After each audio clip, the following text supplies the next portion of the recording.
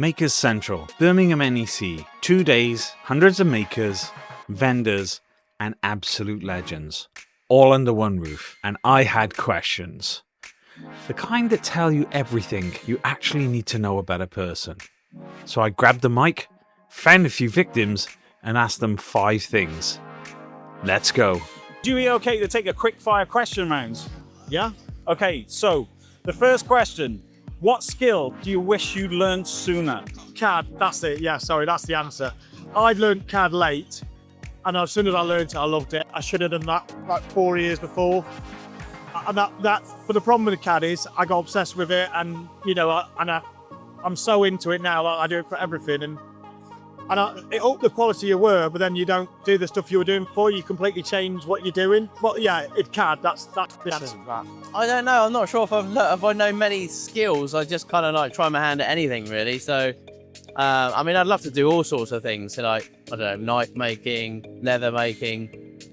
So I guess I kind of like, but I mean, my core is wood turning. So I guess if I'd have learned that a bit sooner than I did, then it would be cool. But learning how to use the computer Okay. properly. What, you mean for CAD or Yes. for art design? For CADs and stuff like that. I wish I knew how to use that, even today.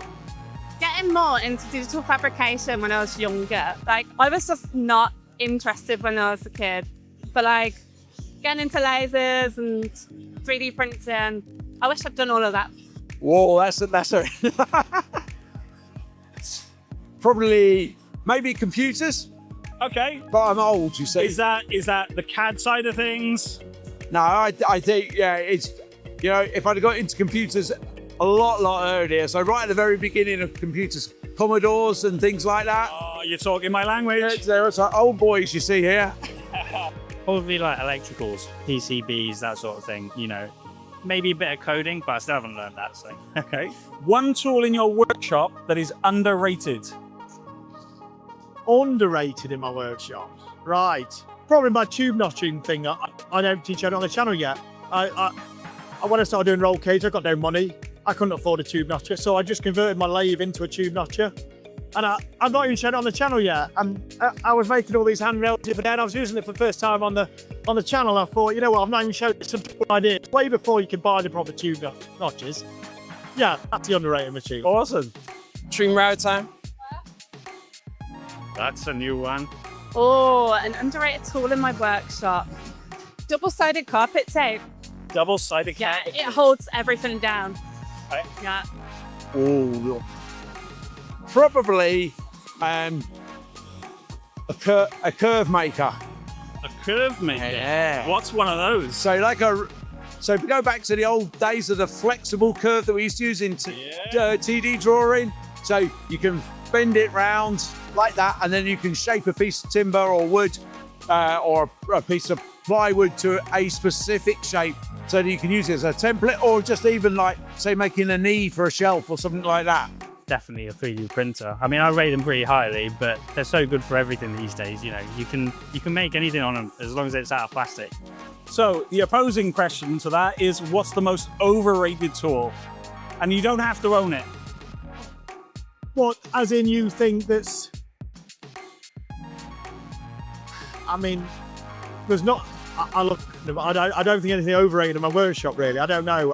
What's the... I mean, I've got a 3D printer. I don't really use that much. I think everyone here uses them like that, and I've got mine and then I never use it. So that's probably, for my head, the overrated one. The table saw. Yeah, I don't know. An overrated tool. Does that mean that all tools... All tools are pretty good. An overrated tool, probably raw. Let's say probably an impact gun. Overrated. So that's a more difficult question. I don't think I'd overrate any tools. It's all about having the right tool for the job. I think there's some tools that are just too niche to like be useful, you know? Penultimate question is one thing that gives you childlike wonder or inspiration. I think it's got to be the tunneling, hasn't it? You know what I mean? It's the that little Great Escape tunnel and stuff like that. It's just like, you go on that tunnel car down there, that is the coolest experience ever. And I don't go down it much very often, but when I do, it's mega. Someone comes round, I show them, I think, it is so much fun. And that's a kid's toy, isn't it? Well, the show really that I've created, you know. I mean, obviously bringing all the kids out and the families out, you know, this is what I wanted to create. This is my vision I had in 2017, put it on for 2018. So, you know, this was nothing. There wasn't, you know, a show like this. So I think this type of show, creating things, it is something that basically, you know, it inspires me. So, and this type of show, seeing all the kids here, anyway, but we had 6,000 visitors yesterday and 1,000 of those were children, so that inspires me, you know. Oh, my workshop? There you go. Oh, definitely my workshop. Oh, our AI platform. Right, okay, So- tell us more. So you can literally like go in there and just be like, I want to create a dinosaur licking an ice cream, and it'll just make it for me. CNC machine. CNC, I hear. I think models, like miniatures, those sorts of like tabletop games. I always like having kind of like, because you almost get that childlike wonder twice. You get the wonder when it's made and finished, and you also get the second attempt at that like wonder when you get to show people and use them. So I think anything that kind of like is useful and like other people can then get joy out of as well. That's what really kind of like gives me the most value. And the most important question, what's your favourite cheese? You know what? I'm a very unfussy eater.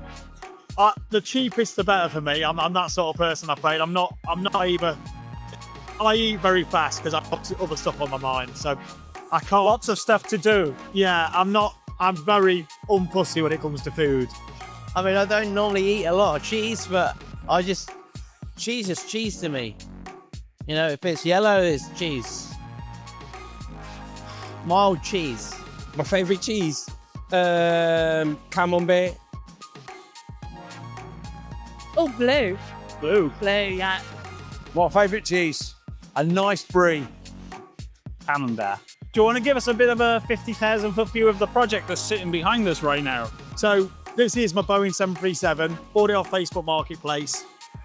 And yeah, so I saw it there and I thought, what can I do with this? You know, when you see some advertising, you really want to buy it and you think, what do I do with this? And then the idea came up of burying it. Because I've already got my underground network down there anyway. And I thought, yeah, I'll bury it. And anyway, my wife saw it. I was looking at his hand. She says, why are you buying that pile of junk? I'm like, oh, okay. And my son's like saying, yeah, buy it. And I'm thinking, yeah, buy it. Anyway, 2 weeks later, I bought it. So then I've spent this year, basically so far, it was a pile of junk inside. It was full of birds' nests. It was horrible inside. Clearing it out, I've cut the back off it. So it used to come right out there with all the tail section, cooled out. And then I've got the back section and joined it onto the front and made a cockpit, effectively. And on the end of the cockpit is going to have a lift shaft into a phone box. So you're going to be able to enter by dialing your number. You know, it's going to be a cool entrance. On the other entrance will be, you go down my well into the old bunker I made in 2014, and then you'll open a door and go into an area which is like an air corridor going into an airport. And you'll see just this chunk of plane here, and you'll be able to open the door. You know, you'll have this little light lit up, so you'll be able to open the door into the bunker. So I just think it's going to be the coolest thing ever. That's awesome.